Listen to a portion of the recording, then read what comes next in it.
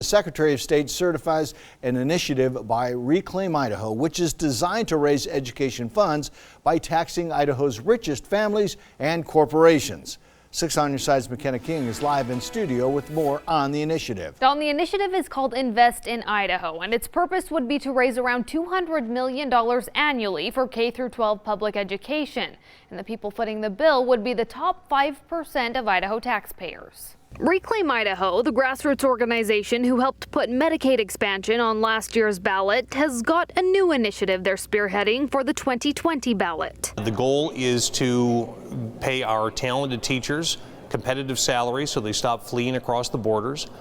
We want to strengthen career technical education. And they're also hoping to take pressure off of property taxpayers who help fund school levies. The way they plan to do that is by taxing Idaho's richest individuals and corporations. A couple making $530,000 a year, they would see an increase of $300. Only taxing individuals who make more than $250,000 a year and couples who make more than $500,000. And as for corporations, it's basically a penny increase on the dollar, and this would return the corporate rate back to what it was as recently as 2000. Not everyone is on board, though. The Idaho Freedom Foundation argues Idaho's richest individuals and corporations already contribute heavily to Idaho's tax base. These are people who are job creators. They're people who have built businesses, who employ tons and dozens of people, thousands of them. And while the Freedom Foundation acknowledges a need for paying Idaho teachers an adequate wage, they believe state leaders have got things under control. The legislature is already on track to examine teacher pay